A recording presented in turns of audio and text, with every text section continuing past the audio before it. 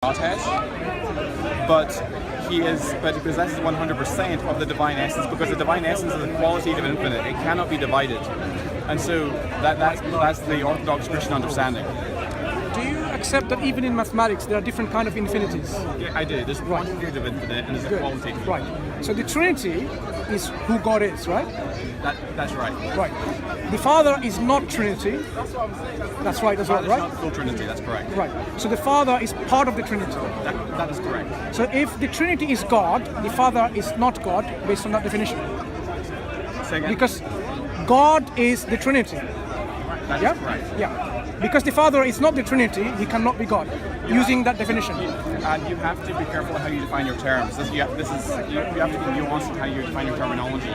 If by God you mean the entirety of that which God is, then no, the Father is not the totality of all that God is. The Son is not the totality of all that God is, and the Spirit is not the totality of all that God is. Each of the three persons together is individually a third of the Trinity. Nonetheless, each possesses 100% of that which makes God God, namely the divine quality, essence, attributes, prerogatives. So you're again affirming that the Father is like 1/3 of the Trinity, which is God. The Father is a third of the Trinity, that's correct. Yeah. Well, Trinity is God. That's what you define. I mean, if I had to ask you how many gods do you believe in, you'd certainly say one God, right? Okay. How many one gods do you believe in? One God or more than one God? I believe in one God. Right. The Father is not that one God, is what I asked you before, and this is what I want you to clarify. Because if there is only one God, is that the Father? The Father is a third. So you've got two senses in which you use the word God, and so you have to be careful as to define what sense you mean the term in. We have two definitions of God. There's two senses in which you're using the term here, and you just. Now, are you defining the word God differently in different times? There's two different senses, and I'm going to explain to you what those senses are. We believe in one. So if by God you mean the triune Godhead, the Trinity, then the Father, Son, and Spirit are each 1/3 of that. If by God you mean possessing the divine qualities, that which makes God God, then you have then that's another definition of God. And Christ is 100% of that. It possesses 100% of that which makes God God. So he participates fully in the divine essence, not in a third of the divine essence or 3/4 of the divine essence, but in 100% of the divine essence. In your definition, you can have, say, 1 million persons, and still that can be one God. So, for example, we can have another person called the daughter of God, having all the divine attributes of God, and still they can be one God, because one God is the totality. So within this totality, at the moment you have 3 persons, right? So there could be 4 persons, there could be 5 persons, there could be zillions of persons, but ultimately that totality is one God. Yeah? So that's one definition. But when you talk about individual members, you don't use the same definition of God. You use a different definition of God in that sense. They possess divine attributes, prerogatives, qualities, as you said. So when we look at all these things, so is Trinity something that, which makes one God? Is it by choice or is it forced upon them, these persons? Because the reason why I'm asking is, you have to, clarify your views about one God. Because when we find the Father, for example, or the Son, for that matter, each possessing everything that makes God God. Okay? So the Father is not in any way less than God, in any way, shape or form. Being God in that sense, but still, he's not the totality of God. That means the Godhead is actually bigger, if I can use this term loosely, bigger than the individual members. So when these individual members who are God, by your definition, do they became united by choice, or was it forced on them? Neither. I mean, it's a false dichotomy. I mean, they are eternally in that relationship. So it's not that they became united; it's that they've eternally been united in the essence of God. The entirety of that which God is not exhausted on the person of Christ. There are 3 divine persons: Father, Son, and Spirit, and the Son is the Son is fully God in the sense that he possesses the fullness of the divine essence and participates in the divine essence. But he's not the all that God is not exhausted upon the person of Christ. Okay, that's a very interesting question. May I ask something about that? Go ahead. So you say that what God is not exhausted in the person of Christ. That's right. So you're saying that Christ therefore is not fully God. I know. I think he is fully God. If he's fully God, he does not exhaust No, divinity. I said you have to What is the exhausted? two different senses in which I'm speaking. Okay. So there's a sense in which he is.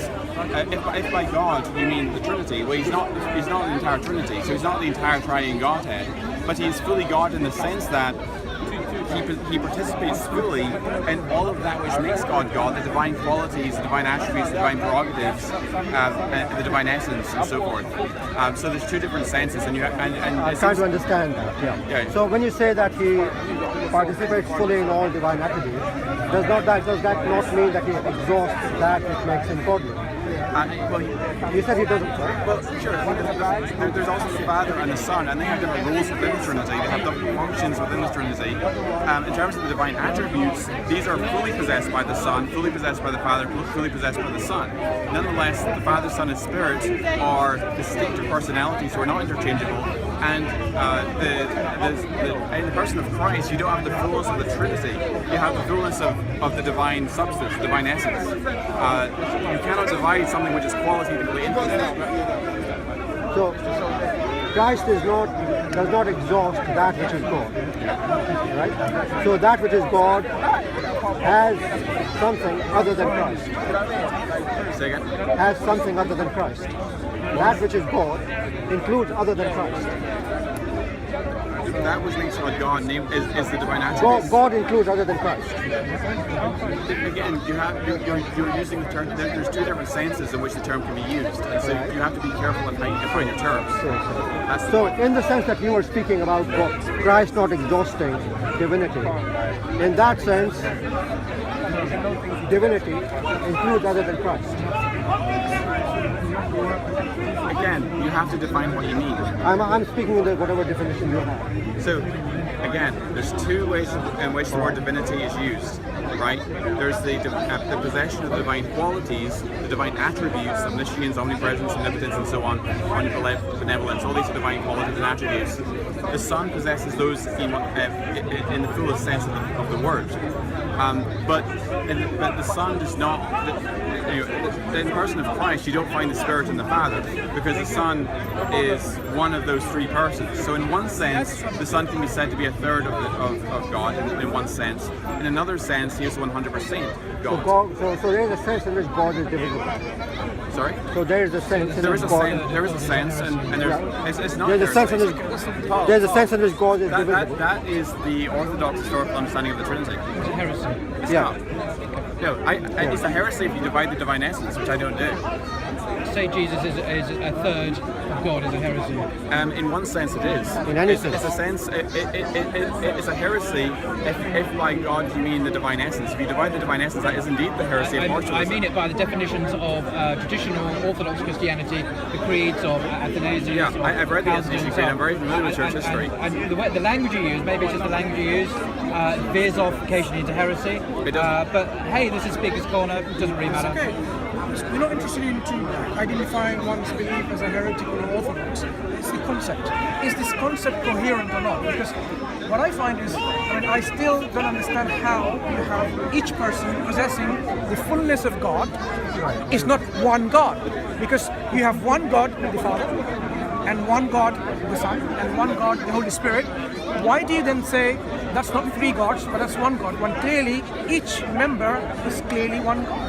See, you're pitching a false dichotomy to me. You're asking, so if I say that the fullness of all that God is exhausted on the Son, then that would be tritheism, because I need to have the Father, Son, and Spirit each fully exhausting all that God is. That would be tritheism. If, on the other hand, you say that each possesses only a third of the divine essence, that would be partialism, both of which are heresies. Just to clarify, what you appear to be saying is that God has parts, okay, in some sense. And you're saying that the parts constitute the three members. Maybe the question is about the nature of what you mean by persons, okay? Maybe that's the question. you're saying there are three persons, and each of them partake fully in the divine attributes, the subjects, but they do not exhaust divinity individually. None of the individual persons exhaust divinity. They do in one sense, but not in another. Right, and the sense in which they do exhaust divinity, if you have understood it right, is that they all possess the divine attributes, right? The essential divine That's attributes. correct. So the sense in which they do not, Sorry again? the sense in which they do not exhaust divinity is something that escapes us. Okay, let me And that seems to reside in what differentiates one person from another, perhaps. So, said multiple times, I don't know why you don't get this. Well, maybe we are just obtuse, but let's carry on. Yeah, possibly. In the person of the Son, you don't find the Father and Spirit. Because the Son is 1/3 of the Trinity. No, you see, that's not insufficient. The reason why it's insufficient is we are trying to distinguish, we are trying to understand what it is that distinguishes the Father and Spirit from the Son. That's what we're trying to understand. We are trying to understand whether there's any distinction.